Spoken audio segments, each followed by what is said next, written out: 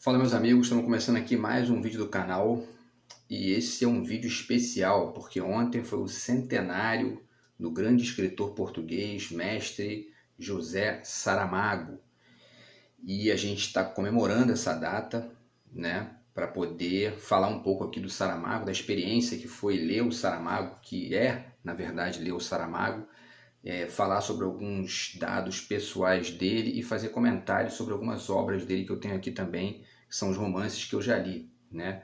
Tenho 5 romances aqui que eu li, tem um romance dele que eu li, que é o Ensaio sobre a Cegueira, mas que eu não tenho em livro impresso, né? Só em PDF. Eu li em PDF, na verdade. E tem um livro de contos dele também, a gente vai falar um pouco sobre isso também, e alguns dados pessoais do Saramago, tá? Então, o Saramago é um escritor português que nasceu no dia 16 de novembro de 1922 em Azinhaga, em Portugal, tá? Deixa eu ver se eu falei certo aqui, Azinhaga, isso aí. E morreu no dia 18 de junho de 2010 em Lanzarote, nas Ilhas Canárias, na Espanha, né? E o Saramago se notabilizou por ser um grande romancista, um escritor de romances fenomenal, né? Com uma obra vasta, extensa e que reflete uma série de problemas interessantes, de questões interessantes do mundo contemporâneo e do século XX de maneira geral, né? Porque é um escritor que perpassou todo o século XX e início do século XXI, tá? E aí, assim, é interessante falar de algumas características do Saramago, né? Algumas características específicas da escrita dele também. Ele era um escritor tipicamente romancista, né? Um escritor do detalhe, do detalhamento, né? Das descrições longas, das extensões de raciocínio, e um escritor que mesclava também a filosofia, né? Com a literatura, porque era um escritor que refletia o tempo todo nas suas obras, né? Fazia bastante esse trabalho de reflexão de vários temas importantes, né? Da nossa vida. E isso contribuiu demais para a literatura de quem entrou em contato com o Saramago, tá? E aí o Saramago era ateu, né? Era uma característica importante dele, porque isso comparece em uma série de romances dele, isso também é importante dizer. Ele tinha um trabalho enfim, ele era de certa forma, ele tinha um engajamento muito grande contra a religião, ele criticava muito a religião, e isso inclusive gerou vários problemas para ele em Portugal, porque Portugal é um país bastante católico, a gente sabe disso, né? De qualquer forma, independente disso, desses problemas, o Saramago foi premiado com os dois maiores prêmios, né, de literatura do mundo, né, que é o Prêmio Camões, em 1995, e o Prêmio Nobel de Literatura, em 1998. Ele é o único escritor de língua portuguesa a já ter vencido o Prêmio Nobel, tá? E o Prêmio Camões é o prêmio mais importante de língua portuguesa, ele ganhou também em 1995. Então, um escritor premiadíssimo e, ao mesmo tempo, com uma obra extremamente interessante que a gente vai comentar aqui agora, né?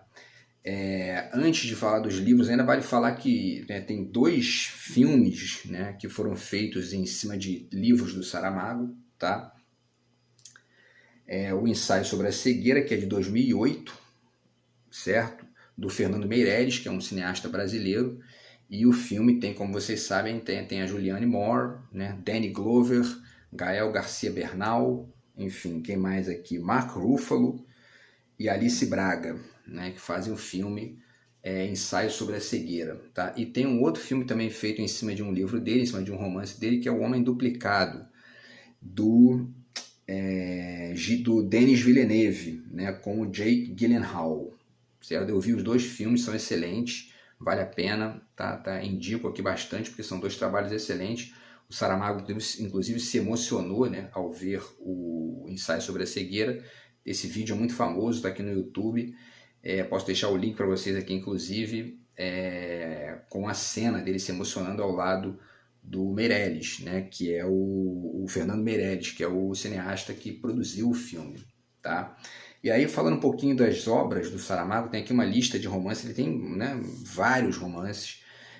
Vou citar alguns aqui, na verdade, que são os mais importantes, tá? Que é o Terra do Pecado, que é o primeiro romance que ele publicou em 1947, tá? O Saramago tinha, então, 25 anos, né? Estreou cedo, na verdade, mas só foi reconhecido tarde, é interessante dizer isso também, né? Levantado do Chão, já um romance de 1980, Memorial do Convento, de 1982, O Ano da Morte de Ricardo Reis, 1984, O Evangelho segundo Jesus Cristo, 1991, Ensaio sobre a Cegueira, 1995, Todos os Nomes, de um romance de 1997, A Caverna, do ano 2000, O Homem Duplicado, de 2002, Ensaio sobre a Lucidez, de 2004, As Intermitências da Morte, 2005, Caim, 2009, e o Alabardas, que foi publicado em 2014, né, póstumo, né, depois da morte do Saramago, o Alabardas. Tá? E a gente vai falar um pouco sobre alguns desses livros aqui agora com vocês. Tá? O Saramago também tem... Existe uma fundação José Saramago também, que, né, que enfim, faz uma série de trabalhos envolvendo o nome do Saramago e tem conexão com a viúva dele, né, com a Pilar del Rio. E, enfim, e tudo isso gira em torno do nome do Saramago, da importância que ele tem para a literatura, né? Então vamos começar a falar aqui dos livros que eu tenho aqui, tá? Esse aqui é o Objeto Quase, é um livro de contos do Saramago, tá? Ele não era um contista exatamente, ele era mais um romancista, que, né, tem muito mais romances do que contos, mas esse é um livro de contos do Saramago, um livro interessante, e tem algumas histórias bacanas aqui, algumas histórias interessantes, e os nomes dos contos, né, são sempre uma palavra só. Cadeira, embargo, refluxo, coisas, centauro e desforra. Agora, é interessante que lendo os contos do Saramago, é bacana de perceber que a escrita dele é tipicamente de romancista, né? De explorando os detalhes, explorando as extensões das descrições, né? As descrições extensas, que vão detalhando os objetos e as situações. Quer dizer, mesmo nos contos ele comparece, na verdade, essa característica do Saramago, que é a escrita do romancista, né? Então aqui está o Objeto Quase, que é um livro de contos do grande mestre Saramago, que completou 100 anos ontem, né, do seu nascimento, ele que infelizmente já nos deixou. Tá? Esse aqui eu também tenho, que é a História do Cerco de Lisboa, tá? Que é um livro... Aqui vamos ver o ano, né? Em 1989, tá? História do Cerco de Lisboa, História do Cerco de Lisboa, né? E esse aqui eu ainda não li, mas eu tenho ele também, serve como citação aqui, que é um dos livros mais conhecidos do Saramago também, importante na obra dele. Esse aqui é fantástico, O Ano da Morte de Ricardo Reis, é um livro interessantíssimo, porque o Saramago explora aqui a questão dos heterônimos do Fernando Pessoa, né? A história se passa justamente em 1935, que é o ano da morte do Fernando Pessoa, e 36, que é o ano da morte do Ricardo Reis. E o Saramago explora essa questão, né, porque ele foi pesquisar, fez uma pesquisa sobre essa questão da morte do Fernando Pessoa, do Ricardo Reis, e explorou uma série de eventos importantes de Portugal que aconteceram naquele ano, né, e ao mesmo tempo fala de um certo desengajamento político do Fernando Pessoa e do próprio Ricardo Reis, né, que é o heterônimo, fazendo críticas a isso, né, é uma construção irônica aqui dele, ponderando esse detalhe, e ao mesmo tempo ele fala sobre a heteronomia também, quer dizer, discute que, enfim, é um romance sensacional, e eu separei 2 trechos aqui para falar com vocês, que é justamente um que comparece na página 20, né, que ele diz: vivem em nós inúmeros. Se penso ou sinto, ignoro quem é que pensa ou sente. Sou somente o lugar onde se pensa e sente. Isso, na verdade, é o Ricardo Reis falando, mas ele está repetindo poemas do Ricardo Reis, justamente. Vocês podem encontrar, inclusive, nessa edição brasileira aqui, da Martin Claret, tá? Os poemas do Ricardo Reis, e esse, por exemplo, está aqui também, né? E é interessante que o Saramago, então, constrói essa história e, ao mesmo tempo, ele vai citando trechos dos poemas do Ricardo Reis por dentro das falas do personagem aqui no romance, entendeu? Então, muito interessante a maneira como o Saramago montou essa história, né? E tem um outro trecho aqui também, que é um sonho que o Ricardo Reis está tendo, né? E aí, na página 163, ele vai dizendo, né? Adormeceu, acordou, sonhara com grandes planícies banhadas de sol, com rios que deslizavam em meandros entre as árvores, barcos que desciam solenes à corrente, ou alheios, e ele viajando em todos, multiplicado, dividido, acenando para si mesmo como quem se despede, ou como se com um gesto quisesse antecipar um encontro. Quer dizer, está bem exercitando a heteronomia ali do personagem, né? E na verdade da própria vida de todos nós, né? E aí vale citar aqui também o primeiro parágrafo da Orelha, que também resume bem a história, né? Que ele diz: Fernando Pessoa morreu em 1935. Seus alter egos ou heterônimos não morreram todos na mesma data. Alberto Caeiro já havia falecido há 20 anos, Álvaro de Campos e Ricardo Reis continuavam vivos em 35, já que seu criador não os havia matado. A obviedade dessa sobrevivência escapou a todos que choraram e choram a morte total de Pessoa. A todos não. José Saramago deu pela coisa e foi ver o que teria acontecido com um dos sobreviventes. E aí ele fala, né, da estadia do Ricardo Reis aqui no Rio de Janeiro, e depois do retorno dele a Portugal, e do contato dele com uma série de acontecimentos que estavam rolando em Portugal naquela época, né? Então ele fala, né, a Guerra Civil Espanhola, né, na verdade na Europa, né? Enfim, a ditadura salazarista, a ascensão do Hitler e do Mussolini, uma série de outras coisas que estavam acontecendo por lá, né? E aí, desculpa. E aí a gente tem aqui esse texto da Leila Perron e Moisés, na verdade, que é uma estudiosa brasileira, né, das melhores. Eu até falei de um livro dela aqui recentemente. E indico para vocês fortemente, então, O Ano da Morte de Ricardo Reis, esse romance fantástico do mestre Saramago, tá? Vamos continuar aqui as citações, tá? Tem esse aqui que é, né, um dos livros mais famosos dele, que é o Evangelho segundo Jesus Cristo. Esse aqui eu não li ainda, tá? Eu ainda não posso falar dele de maneira mais ampla, mas ele fica aqui como citação, porque eu tenho ele aqui em casa, né? Vamos ver o tempo aqui. Então, estamos dentro do tempo normal. Vamos falar de mais 4 livros do Saramago aqui para poder finalizar o vídeo. Esse romance fantástico, Ensaio sobre a Lucidez, né, que é um romance no qual ele vai discutir justamente a questão da democracia, né? É a história de um país fictício no qual acontece uma eleição e as pessoas, a maioria esmagadora da população, vota em branco. E isso faz com que os governantes acabem deixando o país e o país fica sem governo. Isso é muito interessante porque o Saramago está refletindo ali através da ficção, através do romance, essa perspectiva, né, da ausência de uma lógica representativa, que é justamente o exercício democrático. O quanto que isso ia trazer problemas, o quanto que ia trazer, né, uma série de situações caóticas.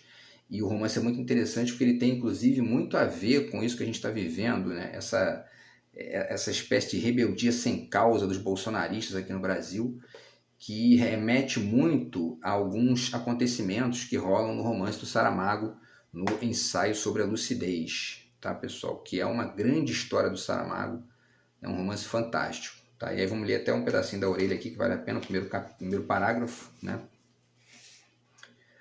Numa manhã de votação que parecia como todas as outras, na capital de um país imaginário, os funcionários de uma das sessões eleitorais se deparam com uma situação insólita, que mais tarde, durante as apurações, se confirmaria de maneira espantosa. Aquele não seria um pleito como tantos outros, com a tradicional divisão dos votos entre os partidos da direita, do centro e da esquerda. O que se verifica é uma opção radical pelo voto em branco. Usando o símbolo máximo da democracia, o voto, os eleitores parecem questionar profundamente o sistema de sucessão governamental em seu país. E aí ele continua falando que, né, esse é o mote de discussão do livro, quer dizer, a democracia. Então vale muito a pena, é um romance extremamente atual do Saramago, tá? Tá aqui, Ensaio sobre a Lucidez. E eu já até falei aqui a data, né, mas vamos falar de novo, se não me engano é 95, né, esse livro. Vamos ver aqui, 1900 e... Não, aqui tá 2004, né? Mas essa deve ser a edição. Enfim. Depois eu falo para vocês aqui a data de novo, repito no final, tá? E aí nós temos mais 3 romances interessantes aqui. Esse aqui, As Intermitências da Morte, é brilhante, um romance brilhante.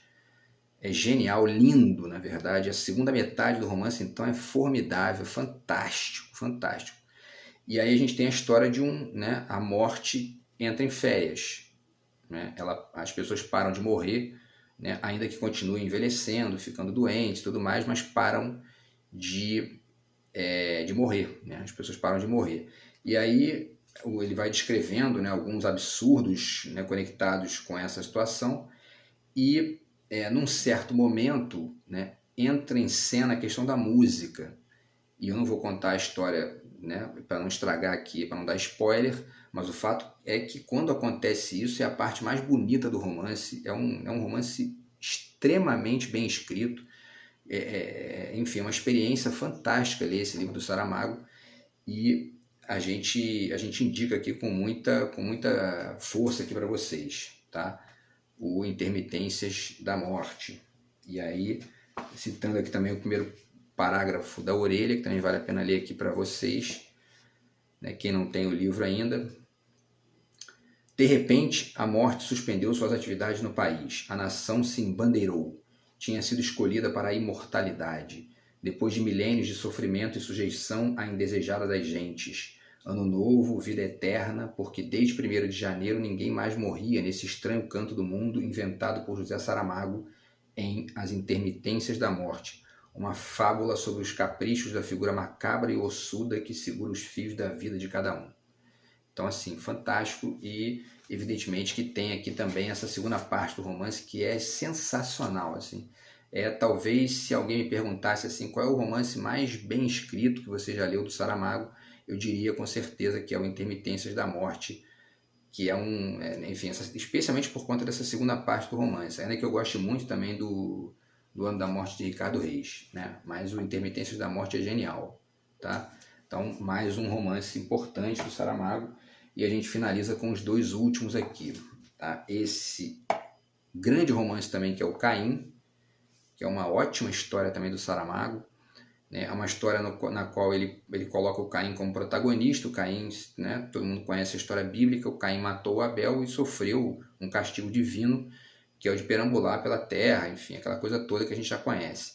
E aí o Saramago cria um Caim dialético, vamos dizer assim, né? Ele coloca o Caim numa perspectiva de criticar a figura divina por conta desse castigo, né? Na medida em que ele foi criado uma figura imperfeita, cometeu um deslize e foi castigado pela mesma figura que criou o deslize, quer dizer, a possibilidade do deslize.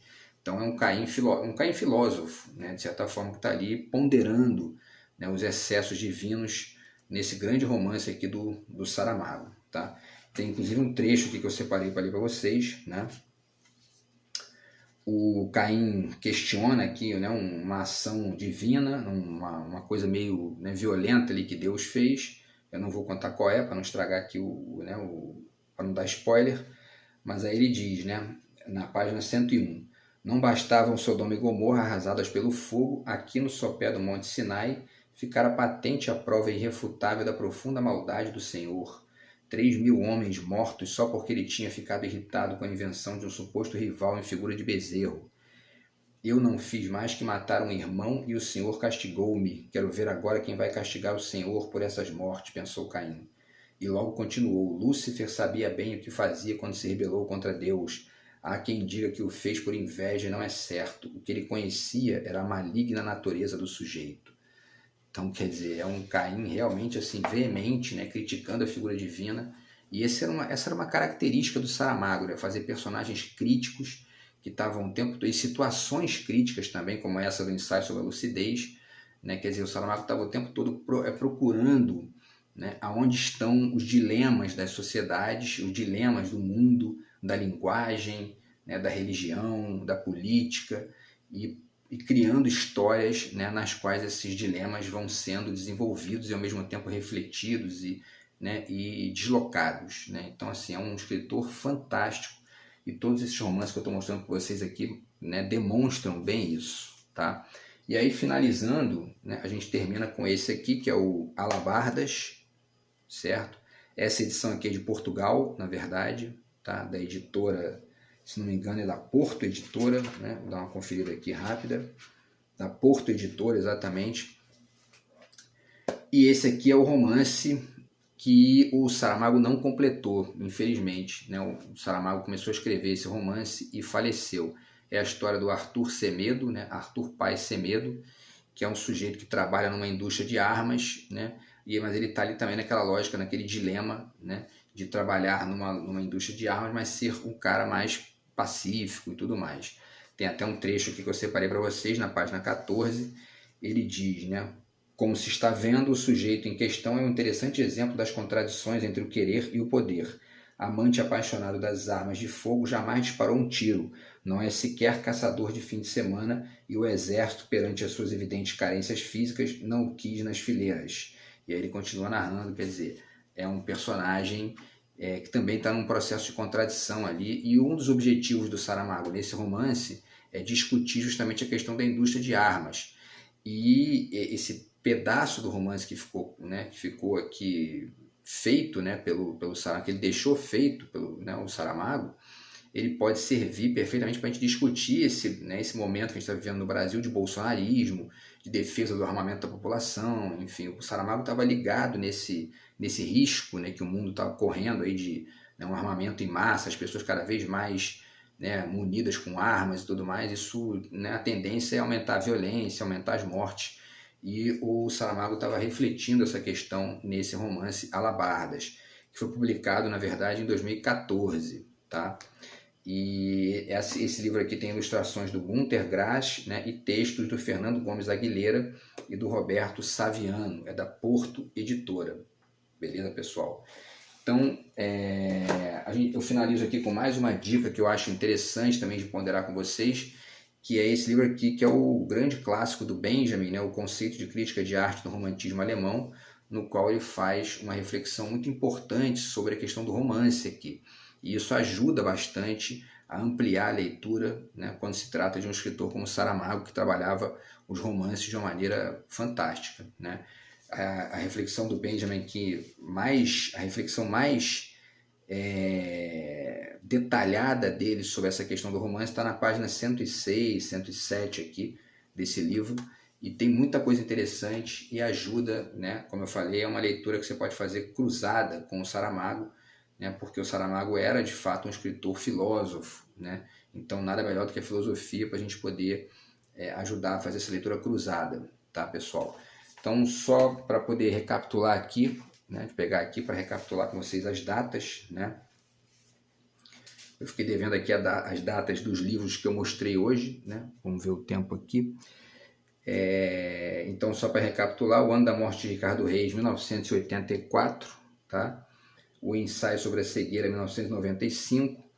O Homem Duplicado, 2002, esse eu não mostrei aqui, né? Mas enfim, O Ensaio sobre a Lucidez, 2004. As Intermitências da Morte, 2005, Caim, 2009 e o Alabardas, publicado no ano de 2014. Então, é isso, pessoal. Então, a gente fica aqui a nossa lembrança do grande mestre Saramago, esse escritor fantástico, português, de língua portuguesa, o único escritor de língua portuguesa a ganhar o Prêmio Nobel de Literatura, quer dizer, um prêmio fantástico para um escritor sensacional, com uma obra vasta, gigantesca e rica demais assim, de reflexão.